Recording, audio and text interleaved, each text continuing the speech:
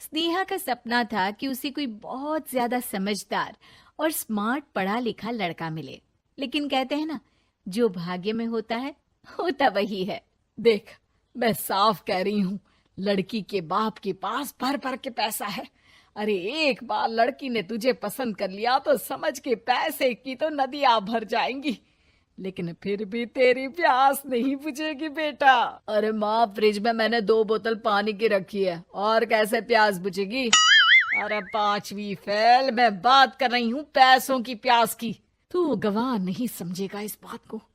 बस तुझसे लोगों की नौकरी करवा लो।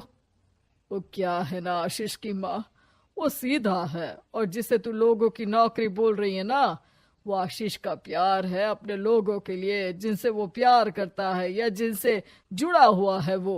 अरे जमाना नहीं रहा वो।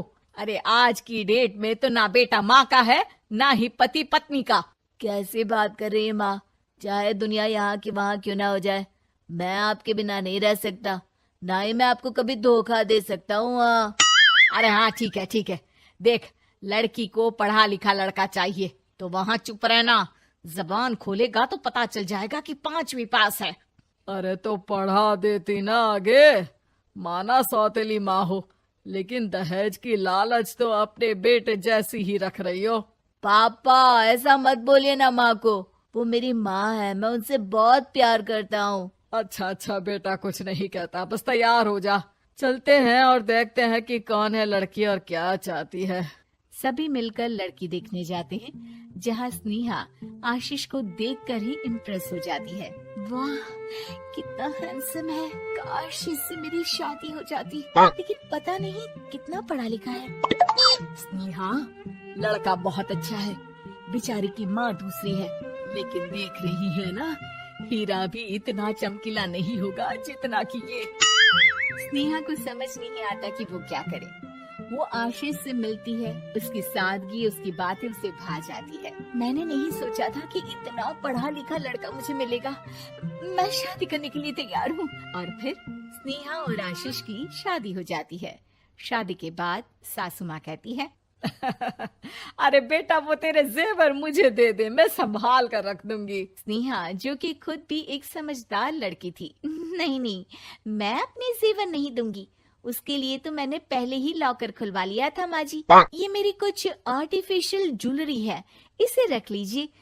वैसे मेरी अलमारी में जगह नहीं है ना। सास बेचारी नई नई बहू से क्या उलझती।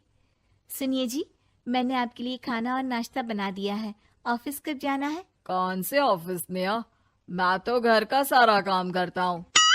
हाँ, क्या बात कर रहे हैं? इतना पढ़ लिख कर आप घर का काम क्यों करते हैं? कितना पढ़ लिख कर? मैंने तो सिर्फ 5वीं तक पढ़ाई की है। तभी वहाँ सास आ जाती है। अरे 5वीं तक भी पढ़ लिया तो समझो मेरी कृपा से, वरना तो जो इसके लक्षण थे ना, क्या बताना। अच्छा आशीष, जरा बाहर जा और भाग कर टूथपेस्ट लेकर आ। सुबह से मंजन नहीं किया। और हाँ, फिर जाकर दुकान की सफाई कर देना। तेरा छोटा भाई दुकान पर जाने को तैयार हो रहा है। स्नेहा ये सब सुनकर हैरान रह जाती है।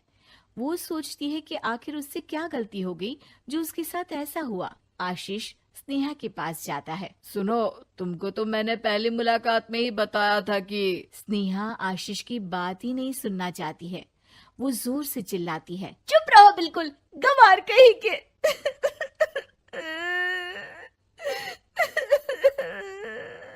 कितना बड़ा धोखा हो गया मेरे साथ, अब मैं इस घर में नहीं रह सकती।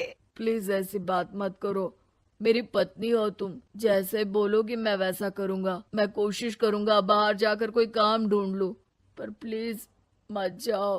चुप रहो गंवार कहीं के, मैं तुम्हारे जैसी की बीवी हो ही नहीं सकती।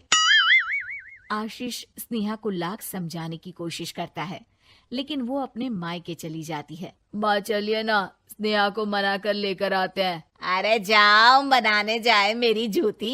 इतना घमंड, जैसे कलेक्टर हो कहीं की महारानी। अरे मैं तो तुझे कहूंगी कि तू भी भूल जा, हमने नहीं भगाया, खुद ही तो गई है। माँ वो बीवी है मेरी, मैं प्यार करता हूँ उससे, मैं जा रहा हूँ उसे लेने। वहीं स्नेहा के घर पर, माँ वो तो कुछ काम ही नहीं करता, घर का नौकर है, 5वीं पास। मैं नहीं रह सकती ऐसे आदमी के साथ माँ।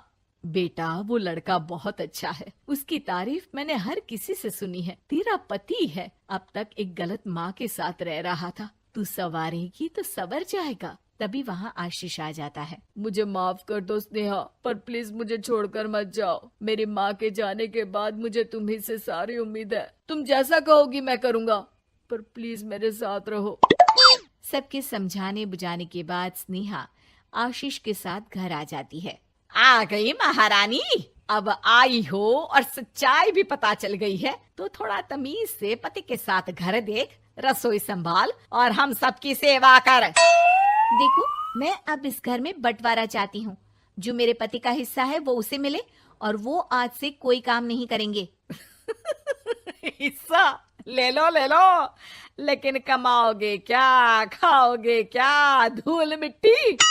अरे तेरा पति किसी काम का नहीं है, वो तो मेरा बेटा कमा रहा है तो 2 रोटी मिल जाती है इसे।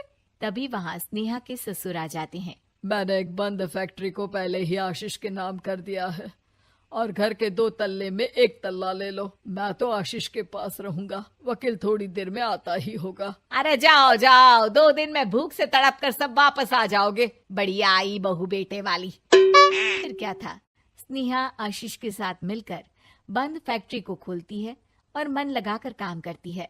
दोनों की मेहनत रंग लाती है और आशीष अपनी मेहनत से एक सफल बिजनेसमैन बन जाता है। लेकिन एक दिन, अरे बहू बेटा आशीष, मुझे माफ कर दो, मैं भी अब तुम लोगों के साथ रहना चाहती हूँ। इस कमबख्त ने तो दुकान का बेड़ा गर्क कर दिया। वो तो आशीष था जो सारा दुकान का काम संभालता था। बेटा हमारे पास तो अब खाने को भी नहीं बचा। माँ जी, इसे कर्म के फल कहते हैं। खैर, खाना है तो आपको और आपके बेटे को काम करना पड़ेगा, समझी? हे भगवान, अब ये दिन आ गए हैं कि बहू के साथ रहने के लिए मुझे काम करना पड़ेगा। बेटा आशीष, तू ही समझाना अपनी बीवी को। पता है ना मैंने तुझे कितने प्यार से पाला है। हाँ माँ, वो तो ऐसे ही बोल रही है आपको। अरे घर में कामकाज के लिए बहुत सारे नौकर चाकर है, आप आराम से रहिए माँ। स्नेहा आशीष का अच्छा और सरल सच्चा व्यवहार देखकर मन ही मन सोचती है, मेरा पति गवार ही सही, लेकिन दुनिया का सबसे अच्छा इंसान है।